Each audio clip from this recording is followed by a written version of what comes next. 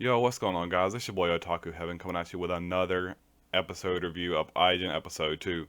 Now, this anime is animated really weird in the sense that they chose to opt with a 3D animation, it looks like. And basically, with this 3D animation, the movements look very weird. And maybe it's just something I haven't gotten used to. It's potentially a new industry standard. Maybe it's just something that's going to have to grow on me or grow on us if it looks weird to you guys as well. But regardless, the quality of it's very good. The animation is excellent. Moving on into the actual story, this anime can get pretty brutal. It starts off with these kidnappers basically. They have this girl tied up in a white van, obviously, stereotypically enough. They've got a white van.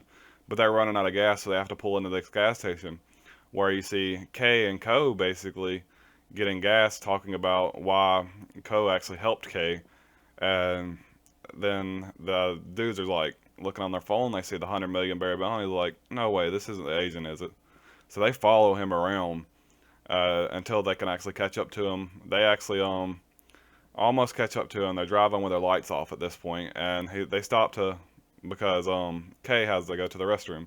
So they pull off the side of the road, and then as he's finishing up, these guys sneak up to him with a bat, and basically just waylay him across the head. And Kay's just over, or Ko's just over there waiting on him to get back, while Kay's just getting beat upside the head with a bat. And the girl that's in the back is slowly attempting to escape because she heard there's an Asian outside, so she's trying to get out of there as fast as possible. Well, she manages to escape, and as soon as Ko realizes that Kay's been hurt, he hears something in the background, and he looks down at his rearview mirror on his motorcycle, and he sees that there's a van back there, so he knows someone's back there. He runs over there, and this dude's obviously very good at fighting because he dodges bats like crazy. This dude could not hit him with a bat for nothing.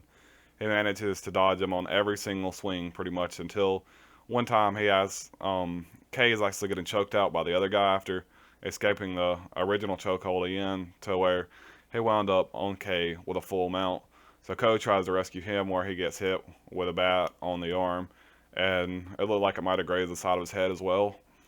But anyway, after that, they thought the agent had died because he choked Kay out, and Kay basically did die for a couple seconds.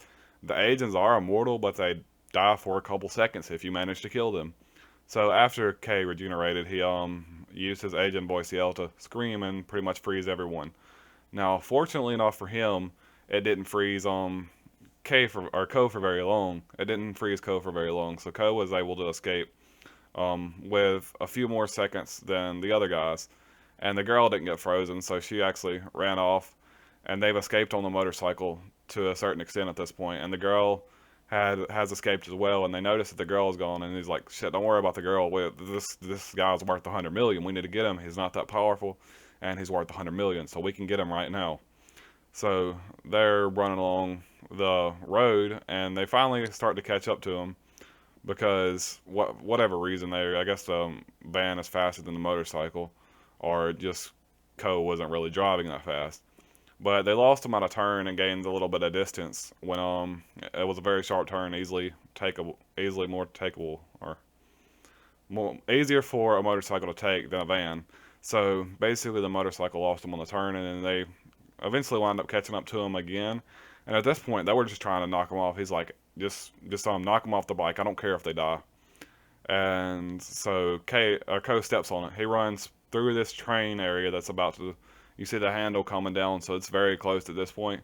But Ko manages to get through, and the other guys are like, "We can make it too." So they press on the gas, trying to make it, so they don't lose sight of the agent.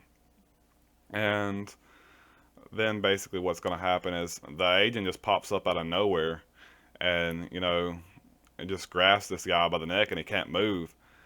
And he's like, "Well, my body, I can't do anything with it." And then the train smacks him, just kills him a whole, and just kills them all, both of them. And the whole time this is going on, you have the police gearing up for a neighboring prefecture search.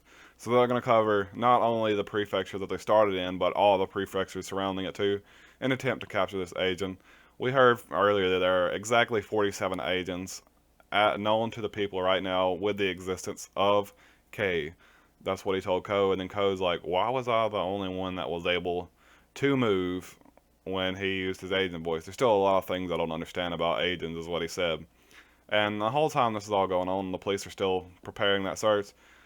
The main guy tells them that, well, the agents, the best way to take them down are using tranquilizer guns. So I don't know if they just want to inject them with a whole lot of medicine, which is most likely the case, or why wouldn't repetitively killing them also you know also since they die for a couple seconds also be an effective way of taking them down. But if you look back at episode 1, that dude was getting lit up with bullets, so maybe you can grow as an agent to have even greater restorative powers in order to be, like they said, one of the greatest war machines ever. So all these countries are basically competing to, you know, get these agents right now. So they're putting everything they have into it. They're like, we're gonna fund everything. And the main official guy is like, wait, we're not humans. That's insinuating that once they take on the role as officials, they have the ability to lose all emotion. And he's got this weird habit of giving these mints to people.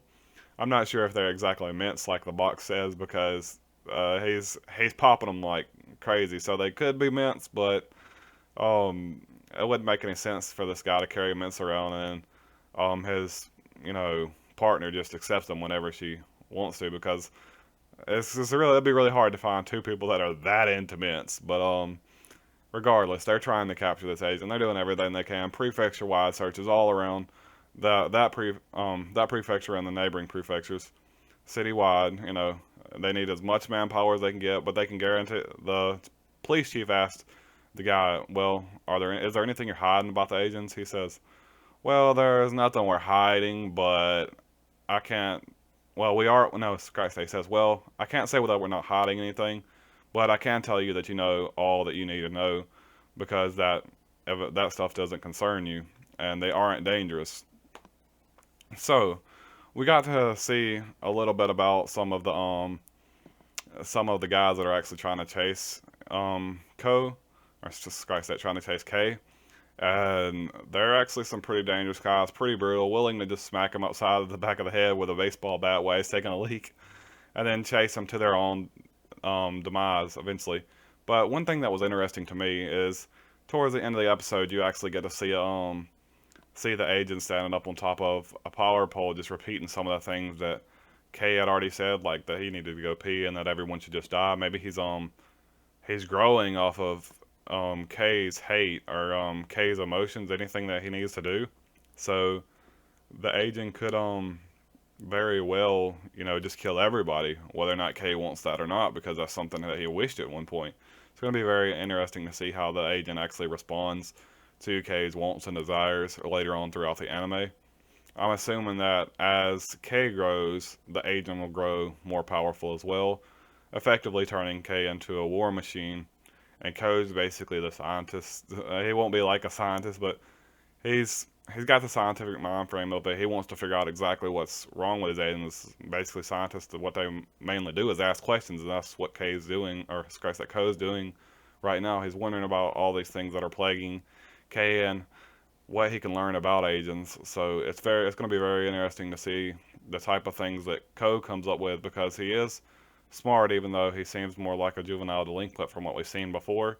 He's not only skilled in combat, but he's most likely got a good head on his shoulders, and that's going to be interesting in character development later on.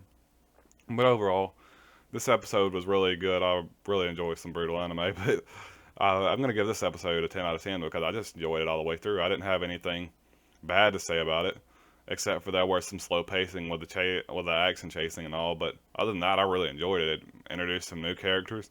It showed us it showed us more about some of the characters that were already introduced, and it gave some insight on the bond between Kay and Ko. Even though Kay would have left Ko had it been the other way around, but Ko actually managed to help Kay, even though he wouldn't have helped him, just because they're friends, and that takes a lot of dedication from a friend. So I really enjoyed this episode. That's my review, guys. 10 out of 10. That's all. Peace.